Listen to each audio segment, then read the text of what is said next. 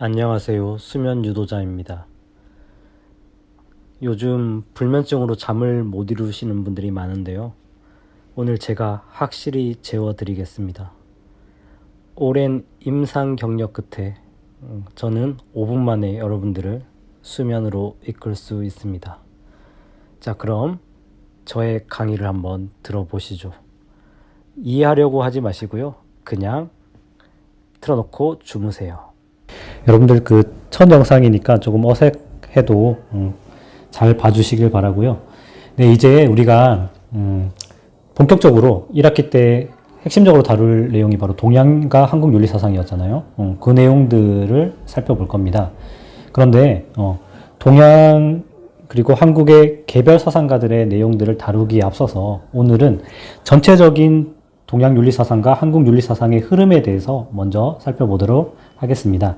자, 여러분들 화면 보면서 잘 따라오시고요. 그 다음에 노트나 이런 것들 두고 틈틈이 필기 또는 교과서에 내용이 잘 나와 있으니까 교과서에 여러 색깔의 볼펜으로 필기를 하시면서 따라오시면 될 것 같습니다. 자, 그러면 본격적으로 살펴볼 건데 첫 번째 우리가 동양 윤리 사상의 흐름에 대한 이야기를 제가 해보도록 하겠습니다. 먼저 제가 이렇게 간단히 시대를 구분하는 표를 가지고 이야기를 조금 해볼게요. 우리가 지금 배우는 동양 사상의 대부분은 중국 사상으로부터 전파되었죠. 그래서 우리가 중국의 역사의 흐름에 대해서 큰 사건들 몇 가지를 조금 알 필요가 있습니다. 제가 그 이야기를 잠깐 하겠습니다. 자, 여기 보시면은 제가 첫 번째 칸으로 나눠 놓은 게 있어요. 바로 기원전 221년도에 진나라가 중국을 통일합니다. 그래서 진통일이라고 되었죠. 그래서 이 진나라가 통일한 그 이전의 시대를 우리가 선진시대라고 부릅니다. 선진. 진나라보다 앞서 있는 시대라는 거죠. 그래서 선진시대라고 우리가 부르고요. 그리고 그 시대를 또 다른 말로 하면 춘추 전국시대라고 우리가 부릅니다. 자, 밑에 지도를 제가 보면서 잠깐 설명해 보겠습니다. 원래 중국은 고대 통일왕국들이 있었습니다. 하나라, 은나라, 주나라라는 나라가 있었는데요. 이 주나라가 나중에 이 왕이 제대로 다스리지 못하다 보니까 이 제후들이 막 들고 일어나게 됩니다. 그래서 주나라가 무너지게 되고요. 이렇게 수많은 그 작은 나라들로 이 쪼개지게 되는 거죠. 제후들이 막 이제 들고 일어나는 겁니다. 자, 그 중에서 이제 가장 큰 힘을 발휘했던 게 바로 진나라, 제나라, 초나라, 오나라, 월나라 이렇게 춘추 시대에 5개의 강력한 힘을 가진 국가들이 있었습니다. 이걸 우리가 춘추 오패라고 부르고 있고요. 자, 그 다음에 이렇게 춘추 시대가 지나가게 되면 전국 시대라는 것이 나타나게 됩니다. 전국 시대에도 여기 보면 여러분들 7개의 강력한 힘을 가진 나라가 있었어요. 진나라, 위나라, 조나라, 연나라, 제나라, 한나라, 초나라 이렇게 있었거든요. 근데 여기 중에서 여기 보이시는 진나라가 결국은 이렇게 뻗어나가기 시작하죠. 그러면서 이 중국 땅을 다 통일해 버립니다. 그게 바로 아까 우리 표에서 봤던 요 진나라를 말하는 겁니다. 여기 있는 진나라. 이 나라가 기원전 221년도에 이 중국을 다 통일을 했다. 자, 그래서 진나라 이전의 시대를 우리가 선진시대 또는 춘추 전국시대라고 부릅니다. 자, 이 춘추 전국시대는 각각의 작은 나라로 분리된 이 중국의 수많은 나라들이 각자 이 중국을 통일하기 위해서 세력을 뻗쳐나가고 계속 전쟁을 벌이고 그러던 아주 혼란한 시기였다고 여러분들이 생각하시면 되거든요. 자, 그때 바로 요 제자백가라는 그 사상가들이 등장합니다. 제자백가. 백자는 일백백자를 쓰긴 하지만 많다라는 의미로 여러분들이 따지면 돼요. 이때 수많은 사상이 이제 터져 나오는 그런 시기가 바로 춘추 전국 시대인데 대표적인 게 우리가 주로 살펴보게 될 유가 사상가들이 등장하게 되고요. 그 다음에 노자나 장자라는 사람로 대표되는 도가 사상도 등장하게 되고요. 그 다음에 진나라가 통일하는데 아주 상당히 영향을 미쳤던 법가 사상이라는 것도 등장하게 되고요. 그 다음에 평화를 추구하는 묵가 사상이라는 거, 등등등 다른 사상들이 있습니다. 이런 각각의 사상들을 우리가 뭉뚱그려서 제자백가라고 부르는 겁니다. 다양한 사상들이 폭발한 그런 시기였다고 여러분들이 생각하시면 되고요. 자, 우리가 교과서에서는 주로 요 사상들 중에서 유교, 불교, 도가 사상을 우리가 배운다라고 제가 OT 시간에도 한번 이야기를 했었잖아요. 그래서 우리가 오늘 그 사상의 흐름을 그 유가, 그 다음에 도가, 그리고 불교 사상으로 이렇게 흐름을 정리할 건데, 먼저 유학을 살펴볼 거거든요. 그래서 이 진나라 시대 이전에 유학을 우리가, 아까 여기가 선진시대라고 그랬으니까 선진유학이라고 우리가 부릅니다. 자, 알겠죠? 자, 그런데 이 진나라가 통일하면서 진나라는 이렇게 강력한 법으로 나라를 다스려야 된다라고 하는 이 법가 사상을 받아들였거든요. 그래서 법으로 나라를 다스리는 법치를 행했습니다. 그러다 보니까 그것 이외에 나머지 사상들을 다 탄압하기 시작했어요. 그래서 그 대표적인 사상이 뭐냐면 바로 분서갱유라고 하는 사건입니다. 자, 이건 제가 사진을 보면서 잠깐 이야기를 해드리겠습니다. 자, 보시면은 네, 요 사진인데요. 자, 여기 보면 지금 여러분들 보이실 겁니다. 여기 지금 책들이 이렇게 막 쌓여 있는데 지금 막 불이 이렇게 붙어 있죠, 그죠? 책을 불태웠다라는 거예요. 그걸 우리가 분서라고 부릅니다. 책 서자고요. 그 다음에 우리 그 사람이 몸에 이렇게 막 불을 붙여서 자살하는 걸 우리가 분신 자살이라고 그러잖아요, 그죠? 이 책에 불을 붙였다는 겁니다, 이렇게. 그래서 다 태워버렸다는 거죠. 자, 이걸 분서라고 그러고요. 여기 지금 보니까 막 이렇게 아주 깊은 웅덩이를 파놓고요. 여기 살아있는 사람들을 어떻게 하고 있어요? 그 웅덩이 속에 다 밀어넣고 있죠, 그죠? 이렇게. 자, 이 유학을 주장하는 이 유학자들을 다 여기다가 파묻어버린 겁니다. 이걸 우리가 갱유라고 부르는 겁니다. 그래서 이 분서갱유를 통해서 이 진시황이 사상을 탄압한 거죠. 자, 그렇게 해서 유학이 한번 위기를 맞이하게 됩니다. 자, 그런데 다시 약간 지도로 가게 되면, 네, 이 진나라는 그렇게 강력한 힘으로 중국을 통일했는데 20여 년 만에 망해버립니다. 그러고 나서 바로 새롭게 통일한 왕조가 등장하게 되죠. 그게 바로 한나라라는 거죠. 여러분들 그 진이 망하면서 초나라의 항우라는 사람하고 그 다음에 한나라의 이 유방이라는 사람이 이 중국 땅을 놓고 아주 긴 전쟁을 벌이죠. 그래서 그 끝에 승리한 게 바로 요 사람이죠. 그래서 한나라가 이렇게 살아남아 있는 거죠. 요 초나라하고 한나라의 전쟁을 본따서 만든 게임이 하나가 있어요. 그게 바로 뭐냐면 장기죠, 장기. 장기 보면 녹색깔의 왕 위에 보면 초라고 적혀 있고, 그 다음에 붉은 색깔의 돌 위에 한이라고 적혀 있죠. 그죠? 이 초한지를 따서 장기를 만들었다는 거죠. 자, 어쨌거나 이렇게 한나라가 승리하게 되면서 한나라는 다시 유교를 국가의 학문으로 받아들입니다. 자, 그런데 이 진시황이 책을 이 유교 관련된 책들을 다 불태워버렸다 그랬잖아요. 그러니까 이제 이 한나라는 어떤 식으로 했냐면 사람들한테 이제 혹시 집에 숨겨둔 이 유학책이 있으면 국가에 좀 달라 이런 식으로 해서 막 방을 붙입니다. 많은 사람들이 숨겨놨던 책들을 이렇게 다시 꺼내서 바치죠. 자, 그런데 그동안에 이 유학이 계속 탄압받다 보니까 이 연구되어 있던 그런 내용들이 많이 사라졌겠죠, 그죠? 그렇게 하다 보니까 한나라에서는 어떻게 하냐면 이 경전을 가지고 와서 그 경전을 다시 의미를 찾고 해석하려고 막 해석하고 연구하고 그런 노력을 합니다. 그래서 이 한나라 때의 유학을 우리가 뭐라고 부르냐면 경학이라고 부릅니다. 경학. 경전을 해석하는 그런 학문이다라는 거죠. 그 다음에 경전에 나와 있는 어떤 그 단어나 용어의 의미를 다는 그런 것들을 했기 때문에 그걸 훈고학이라고 우리가 부르는 겁니다. 자, 그래서 그 진나라 통일 이전의 유학을 우리가 선진유학이라고 부르고 진나라 통일되고 한나라에 들어와서 이 유학을 우리는 훈고학 또는 경학이라고 부릅니다. 자, 그 다음에 이런 학문들이 이제 송나라 시대에 가게 되면 어떻게 되냐면 이 유학이라는 것하고 그 다음에 이 당나라 시대에 가게 되면 불교가 들어오기 시작하거든요. 자, 그래서 불교의 어떤 내용들, 그 다음에 도가 사상의 내용들, 이런 것들하고 이 주의라고 하는 사람이 살기 이전에 존재했던 도를 다루는 도학자들이 있었습니다. 요 사람들의 사상을 이 주의라는 사람이 다 종합을 해가지고 성리학이라고 하는 것으로 발전을 시킵니다. 그래서 송나라 때의 유학을 우리가 성리학이라고 부르고요. 그 다음에 명나라에 가게 되면 이 왕수인이라는 사람이 성리학의 어떤 그 수양 방법에 대한 문제점들을 지적하면서 양명학이라고 하는 것을 주장하게 됩니다.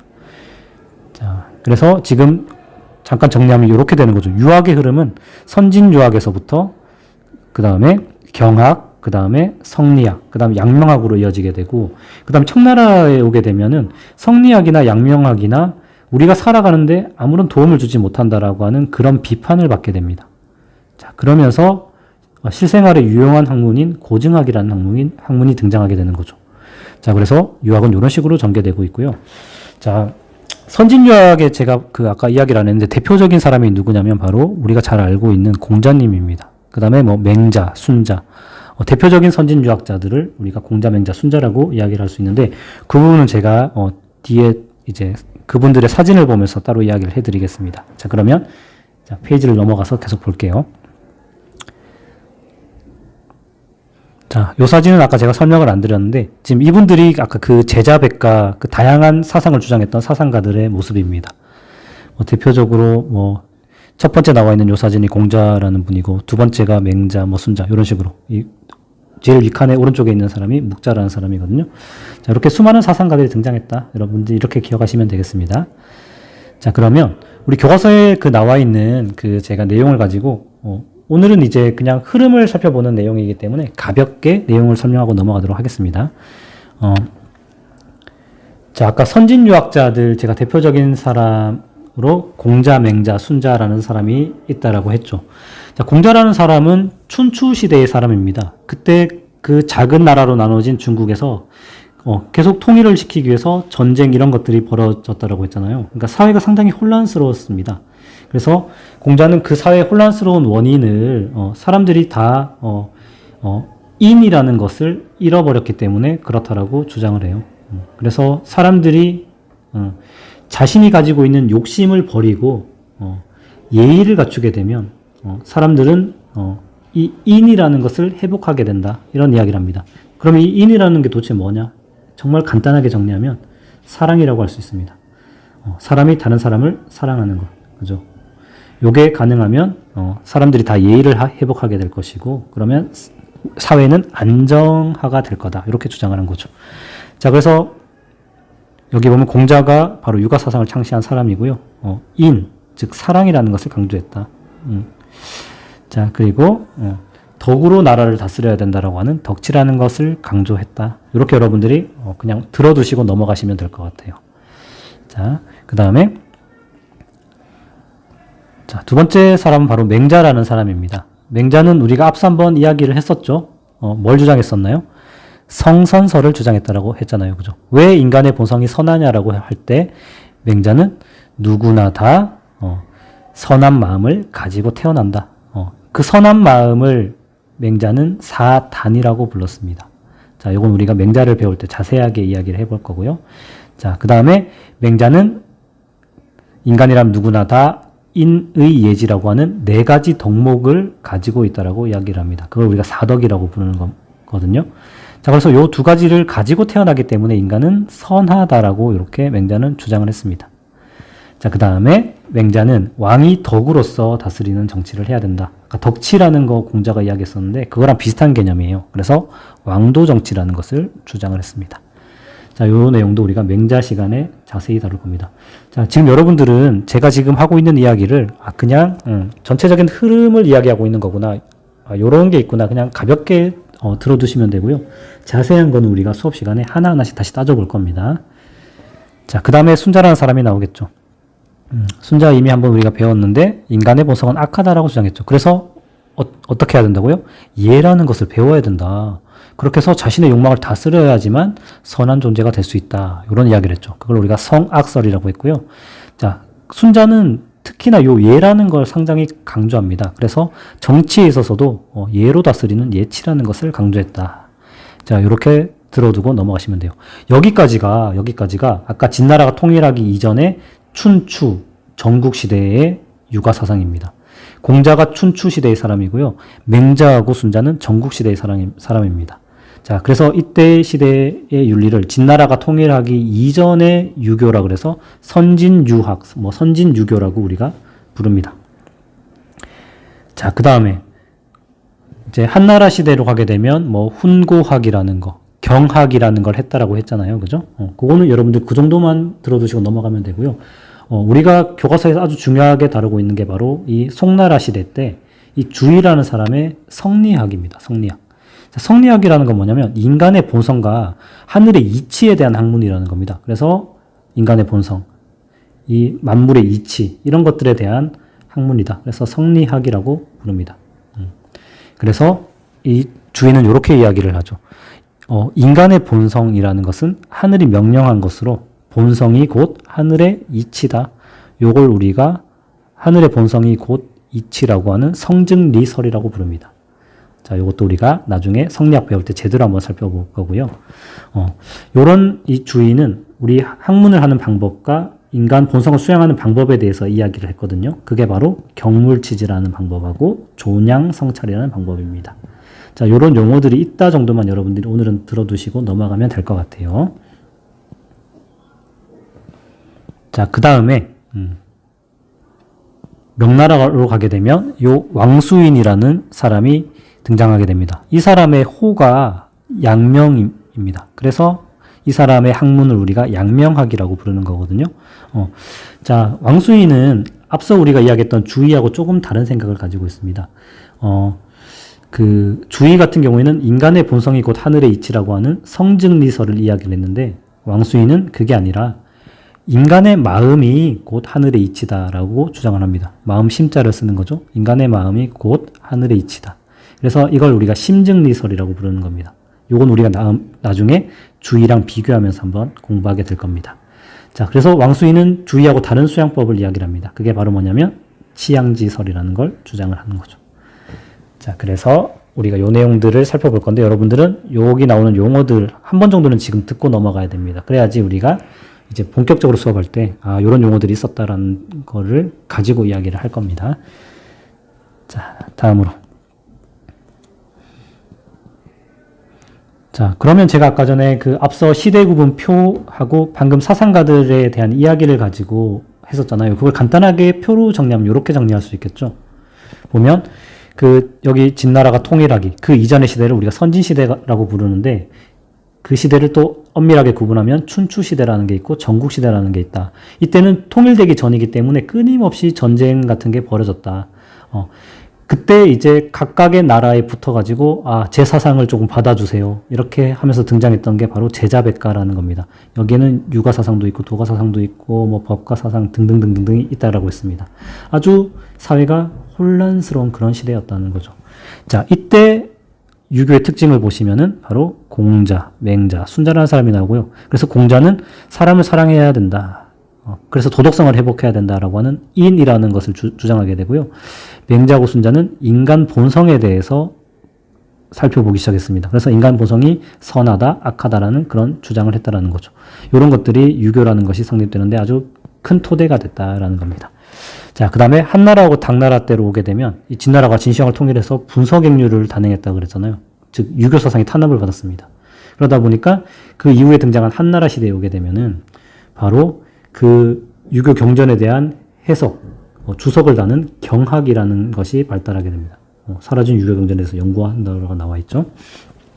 자, 그 다음에 송나라로 가게 되면 여기 보면 이기론이라는 게 나와 있죠. 그죠? 아까 성리학이라고 했잖아요. 성리학. 성리학은 인간의 본성과 만물의 이치에 대해서 탐구한다라는 내용인데, 자, 이기론은 이제 좀 어려운 내용이니까 우리가 나중에 본격적으로 좀 다룰 거니까, 오늘은 좀 그냥 이런 용어만 들어두고 지나갑시다. 자, 이런 걸 바탕으로 뭐 했냐? 인간 본성에 대해서, 아까 성이라 그랬죠? 그 다음에 자연의 질서, 이런 것들, 만물의 이치, 이런 걸 따져봤다는 겁니다. 그게 바로 리죠. 그래서 성리학이라는 겁니다. 이걸 주의라는 사람이 집대성을 했고요. 이걸 바탕으로 사물의 이치에 대해서 탐구하고자 했다라는 겁니다. 자, 그 다음에 명나라로 오게 되면 이제, 마음에 대한 연구가 발달하게 됩니다. 그래서, 마음 심자를 써서 심증리설 아까 이런 이야기 했잖아요. 그죠? 이 왕수인이라는 사람이 마음에 대한 학문을 이야기하기 시작했다. 이렇게 여러분들이 정리하시면 되고요. 청나라로 오게 되면 성리학이나 양명학이 너무 실생활하고 떨어져 있는 것 같은 겁니다. 자, 청나라 때로 오게 되면은 성리학하고 그동안에 뭐 송나라 성리학이나 뭐 명나라 양명학이나 둘 다 너무 학문에만 치우쳐가지고 실생활에 도움을 잘 주지 못했다는 거죠. 그래서 이것들을 비판하면서 등장하는 게 바로 고증학이라는 거고요. 그래서 이 고증학의 특징은 실사구시적인 태도를 취합니다. 실제로 막 그 객관적으로 이렇게 막 실증하려고 하는 이런 태도를 상당히 강조했다라는 거죠. 그래서 실제 생활에 도움이 되는 그런 학문을 하자라는 게 바로 이 고증학이고요. 이건 나중에 조선시대의 실학으로도 영향을 미치게 됩니다. 자, 앞서 이야기했던 그 유교 사상의 흐름을 여러분들 이렇게 정리하시면 되고, 방금은 중국의 유교 사상의 흐름에 대한 이야기를 했고요. 이제 한국 사상으로 넘어가 봅시다. 자, 한국으로 가면 여러분들 아마 이름 다 들어보셨을 겁니다. 우리 그 1,000원짜리 지폐에 나와 있는 요 이황 선생님 있잖아요. 그죠? 자, 우리 조선 성리학에 아주 뛰어난 그런 업적을 남기신 분인데, 자, 이분이 이제 조선 성리학을 이렇게 확립했고요. 이 사람은 이기호발설이라는 걸 주장하는데 이게 무슨 말이야? 라는 생각이 드는데, 이거 우리 나중에 구체적으로 배울 거고, 경이라는 것을 중시했다라고 하는데, 자, 이기호발설 내용은 좀 복잡하니까 제가 나중에 설명드리고요. 경은 어떤 거냐면, 마음을 항상 경건하게 해야 된다라고 하는 그런 겁니다. 그래서 항상 내 정신을 한 곳으로 집중시키고, 내 몸가짐, 옷 입는 거 이런 것도 항상 바르게 하고, 항상 깨어 있어라. 그런 것들을 강조하는 게 바로 이 경이라는 거거든요. 이 이황 선생님이 바로 이 경이라는 것을 통해서 마음을 다스려야 된다. 이런 이야기를 하신 거죠. 자, 그 다음에 다음번에 이제 우리 5,000원짜리 지폐에 나오시는 이희 선생님이죠. 이 사람은 뭐 이통기국론을 주장했다. 뭐 기발이승 일도설을 주장했다. 벌써부터 머리가 아프고 뭐 머리 쥐가 나기 시작합니다. 그죠? 이런 것들 우리가 하나하나 이 선생님 배울 때 자세하게 다뤄볼 거니까 지금은 이런 걸 이야기했구나 정도만 여러분들이 들어두시면 되고요. 이 선생님도 아까 이황 선생님처럼 경이라는 것도 강조했거든요. 그리고 경뿐만이 아니라 성이라는 것까지 이 선생님이 강조하고 있어요. 성은 이렇게 나와 있죠. 하늘의 참된 이치며 마음의 본체이다. 자, 이것도 무슨 말인지 잘 모르겠죠. 그죠? 우리 나중에 이 선생님 배울 때 좀 자세히 들여다보도록 하겠습니다. 자, 그 다음에 여러분들 또 들어보신 분이에요. 정약용 선생님입니다. 조선의 천재라고 알려져 있는 분이죠.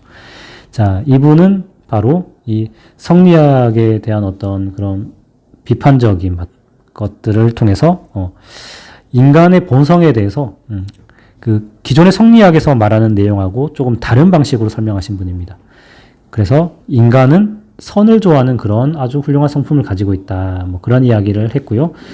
누구나 인간은 선하려고 하면 선을 행할 수 있고 악을 행하려고 하면 악을 행할 수 있다. 선과 악을 선택하여 행할 수 있다. 그런 이야기를 하신 분입니다.